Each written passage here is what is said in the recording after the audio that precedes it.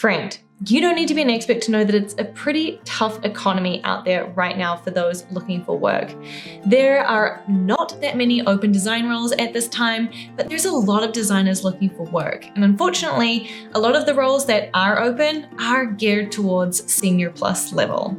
So it is important now more than ever to have a really good portfolio. Now, your portfolio should be packed with projects that represent your experience and skill level. This could be personal projects, it could be work projects.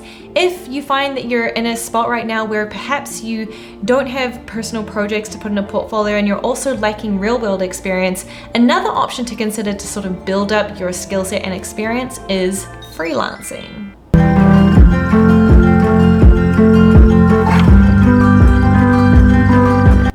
It has never been a better time to become a freelance designer. Companies don't want to take on the risk of hiring too many full-time employees, and so in my experience, I've seen a lot of companies be more open to contracting positions or bringing on freelancers in a contract role to help them with their projects. Recently, I sat down with 3 expert freelance designers to get all their advice and wisdom on building a freelance business and being successful as a freelance designer. First is Grace Walker, who is an independent designer and webflow extraordinaire. Next is Holly Arnett, brand strategist at Maker and Moxie. And last is Sky Blue Jenny, a certified Notion consultant and coach for creators. We chatted through several topics in our conversations together, and I have tried to collect the wisdom and the nuggets from these conversations, and I want to deliver them to you here in this video as key takeaways, so stay tuned. Before we continue with today's video, I wanted to let you know about an upcoming conference run by Dovetail, the customer insights hub for product teams, who have kindly sponsored today's video. It's on April 11th and it's called Insight Out. This is a must-attend conference for designers who are eager to transform user insights into unforgettable experiences.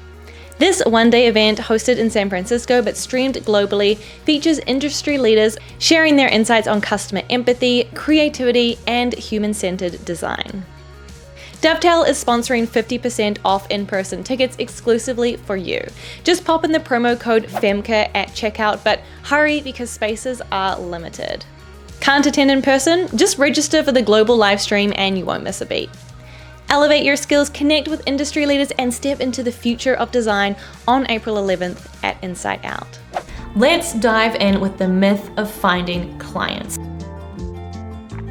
Now, when you are starting your new business as a freelancer, it can be really difficult to know where to find work. Where do you start? How do you find clients? How do you get that first project that's going to get the ball rolling? It can be really challenging to find that first client, but it is essential because once you get that first project, hopefully the leads will start rolling in. Let's see what Grace had to say about this topic. I think we need to talk about the myth of finding clients. The number one question that I see asked of successful freelancers in comment sections and Twitter threads is, how do I find clients? And while I know that this is a really well-meaning question, I believe that there is a better question for us to ask in its place. There are hundreds of ways that you could possibly find clients, from cold calling and cold emailing, social outreach, paid marketing, but all of those ways put you in a position where you have to sell yourself to a client and convince them that you are legitimate and experienced and the right person to work with. I think that there's a different approach that we can take that is much more efficient, that can help clients find you and understand your values before you even get on a call with them. So I think the better question to ask, rather than how do I find clients, is how do I help clients find me? We are in control of our own narrative as freelancers, and I think that that's the most wonderful thing about it, to be in a position as an independent creative where you get to tell your own story about your work, your expertise, and your values.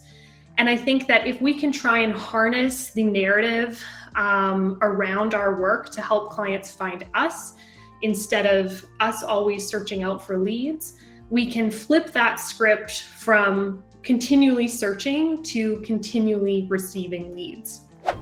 So what would you do differently if you changed your mindset from finding clients to attracting clients? What would focusing on telling your story look like to you? Another angle to consider is identifying your ideal client and niching down to target just them. Let's see what Holly has to say about this topic. So, step number one is to uncover your ideal people. So this is where you can delve deep into your dreamiest clients and your favorite customers to figure out who lights you up and decide who you want to work with and create for.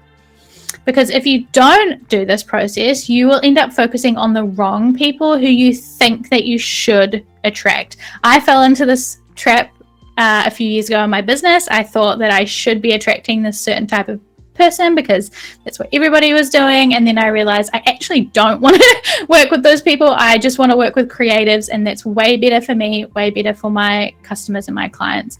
So if you don't do this, you'll end up focusing on the wrong people, but when you do, you'll focus on the people that you actually want to attract.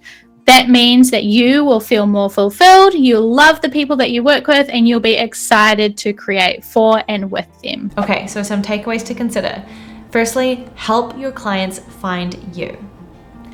Number 2, uncover your dream client. What does that ideal client look like, and how can you niche down and attract them? And lastly, engage with them. Once you discover who your ideal client is, engage with them, have conversation with them, and start that connection.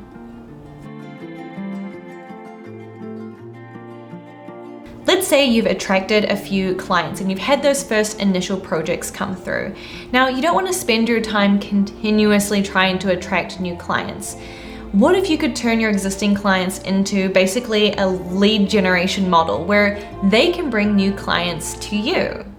A great client partnership should hopefully open the door to more great partnerships down the line, as they hopefully will refer you, or through word of mouth, get the word out about you and your great services and bring more of their friends, network, or community over to you for work.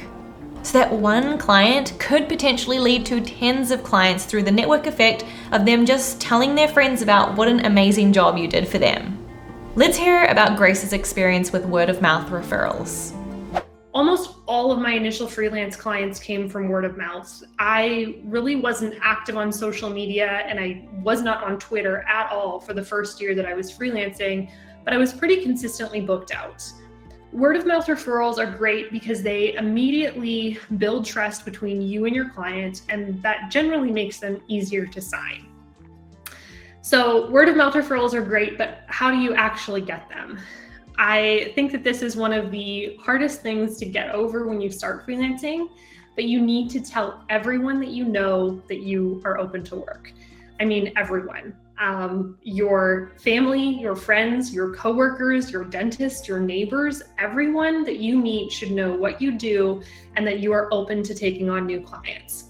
I know that this can feel a little bit embarrassing at first, and it doesn't need to be a conversation where you say, I really need work right now. Do you know anyone looking for a designer? Because obviously that's quite awkward.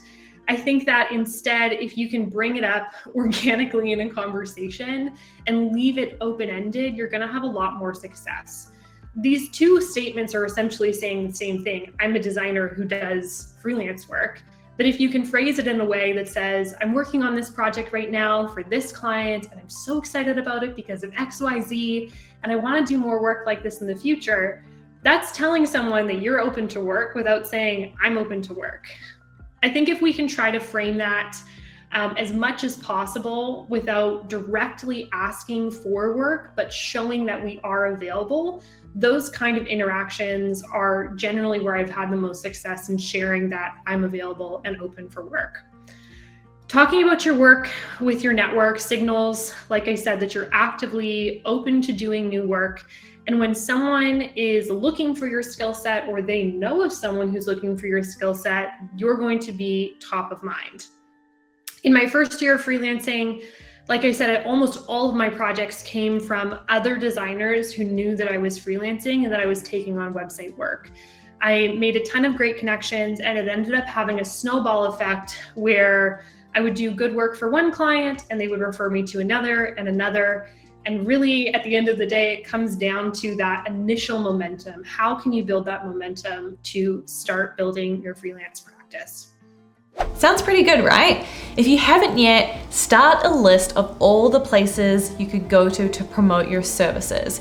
LinkedIn is one, but it's pretty obvious. Let's get creative here. Maybe your neighbor's small side business needs a new logo, or your daughter's bake sale at the school needs some flyers. Get creative, look for opportunities, and make it your personal goal so that everybody you talk to or that knows you is aware that you are offering design services. Okay, so we just talked about referrals and word of mouth within your client circles, but what about within the design industry? What about networking with other designers? Many freelancers collaborate with other freelancers, sometimes handing off projects in full because maybe they don't have the availability themselves to take the work on, so they will recommend a friend to their potential client. So how can you be top of mind in those situations when they just don't have the capacity to take on a project and they're looking to pass the work on to someone else? Here's what Grace said. So what I mean by partnerships with other service providers is telling other designers, other complementary creatives that you are available for work. So if I'm a web designer, that's folks who are also web designers, product designers, copywriters, photographers, brand designers, everyone within the spectrum of the kind of work that someone would want to be doing. Those are the kind of connections that can be really useful.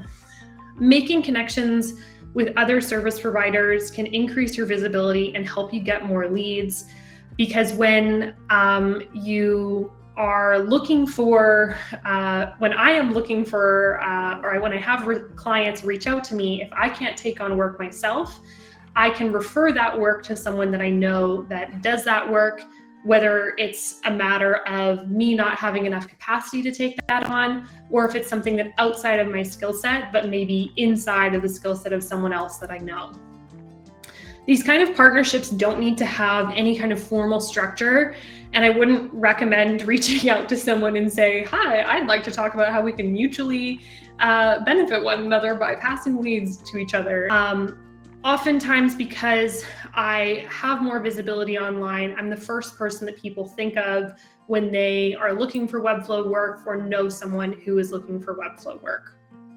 This is also kind of interesting, but I was watching a live stream last week. I can't remember which live stream it was, but there is someone in the Webflow community named Keegan Leary. He's WebBay on Twitter. And he said in a conversation about marketing strategy as a freelancer that he wanted to make himself unavoidable. And I thought that that was just the perfect way to describe an online strategy, if not a little bit aggressive. But the fact of the matter is he is unavoidable. If you're in the Webflow community and you are active online, he is there. I see his work everywhere. And when I think of someone to ask questions about custom code to, I'm thinking about Keegan. I think if we can be aware of that and try and position ourselves in a way that we are the first person someone thinks of, that can be quite helpful. What would it look like if you were unavoidable? What would that mean if everyone came to you for X, whatever your specialty, skill, or offering is? For me, I know that I find networking within my own industry and community of designers and other creators is much easier and comes much more naturally to me rather than trying to hang out and network in the spaces or places that my potential clients hang out in and engage with. So don't underestimate the potential or undervalue the time you spend investing in building relationships with other creators, other designers, and folks with adjacent skill sets, because you never know what potential opportunities might come through those. Okay, let's say you've attracted some clients, you've got a few projects on the go. Now maybe you're getting to the point where you have multiple projects on the go, or maybe even too many, that you suddenly need a bit of a project management system, right? You want to stay organized, you want to stay on top of things and be ahead of the game. How do you manage this freelance business that you're now running? Jenny is a digital organizational wizard, so let's see what she has to say about being organized and embracing project management as a freelancer. So making your Notion and any of your other productivity tools is a valuable, it's a valuable digital organization system. In order to make it valuable, it needs to be able to support you in your design work. And that's where the true art comes from, especially when you look at your whole, like all of your systems holistically. You have your email, you have your phone, you have your text messages, you have Slack, you have Superpeer, you have all these places in which you're looking at all of these things. But these are some things that you can apply to your full thing so that it can be useful to you. So I would always suggest using a format like the PARA method by Tiago Forte, which stands for projects, areas, resources, and archives. And a little bit more about that. This is how I normally communicate with my clients the difference. Projects are things with a timeline, deadline, etc. They're like more urgent. So you always need those to be kind of like towards the top because you need to do those pretty soon. There's also areas that are things that you work on over time, like your current design role, your next design role, freelancing, your fitness, your relationships. Those are all things that you work on over time, and those don't change as frequently. So it sounds like Notion plays a huge role in how Jenny organizes her life and her business. I use Notion too, and you can get a link to Notion in the description of this video. But look, your time is more valuable when it's spent on producing, on creating work. So how can we eliminate the time we need to spend on the organizational part? That's where tools like Notion come really in handy because you can systematize and scale your own operations. Not everyone enjoys the day-to-day operational part of running a business, right? So that could be even more reason for you to invest a little bit of time in this area to set up your systems and make sure they're in place. At the end of the day, it's your business, you're the one that's in control, and there's no right or wrong, so whatever works for you is a good place to go.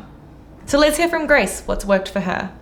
The flip side of being in control of all of your work as a freelancer is that you are in control of all of your work as a freelancer.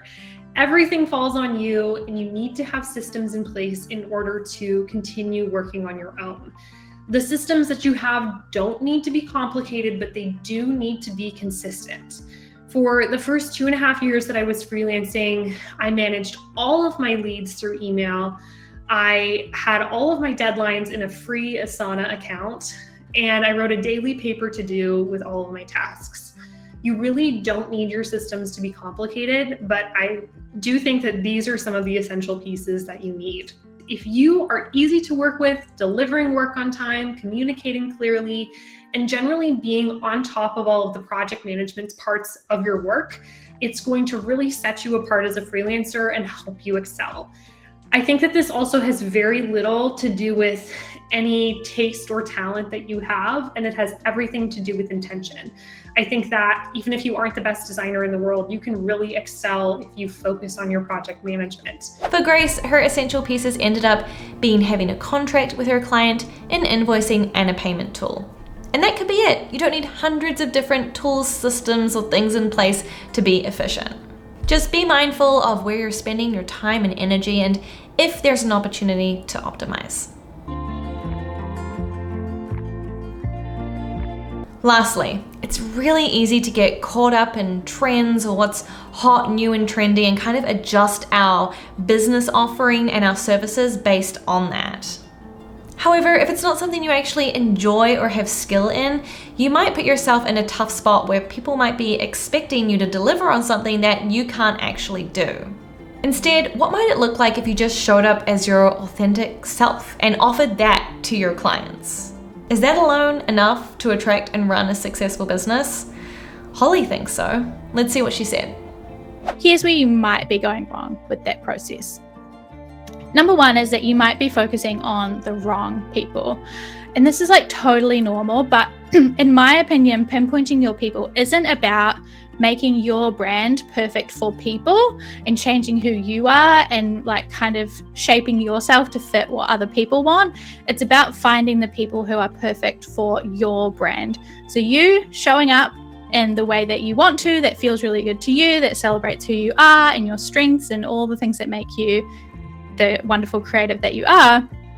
You just show up like that, and it's about finding the people who will love that and who it will be perfect for.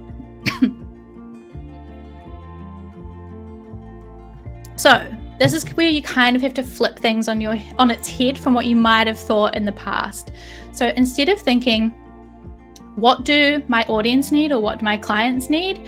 Think about, what do I need? What do I need out of my work, out of these processes, out of the clients? What do I need? Instead of what should I do, think of what I want to do. Instead of what do they think of me, think about what you think of yourself and what you want to feel about yourself. Instead of thinking what's expected of me, think instead, what is it that empowers me? What makes me feel really amazing and empowered and inspired? Instead of what is the most practical, think about what you are most passionate about when it comes to your work and your audience. Instead of thinking what makes me valuable, think about what makes me happy. And instead of what looks good to others, think about what feels good to you. So when it comes to pinpointing your people, this is what this process is about. It's about figuring out, like, who do you want to work with and what do you want that to look like and what do you want it to feel like and play out like in your everyday life and in your business? And then how can I find the people who want that too? The other way that you might be going a little bit wrong in this process is focusing on too many people. So if you're feeling a bit lost and overwhelmed, start with some self-reflection. We covered a lot today and heard from 3 great experts and industry leaders in the professional design freelancing space. We talked about the myth of finding clients. We talked about how to grow your client base, making yourself unavoidable, embracing project management, and staying authentic. You can follow Grace, Holly, and Jenny right here at these 3 links, and you'll also find them in the description below. I'd love to hear from you. What's worked well for you when it comes to building a successful freelance business? Maybe you've been doing this for a few years and you're watching this video to sort of freshen up and see where you might be missing out. But I'd love to hear what's been successful for you when it comes to running your freelance design business. Let me know in the comments below. Have a wonderful week, friends, and I'll see you in a future video. Bye.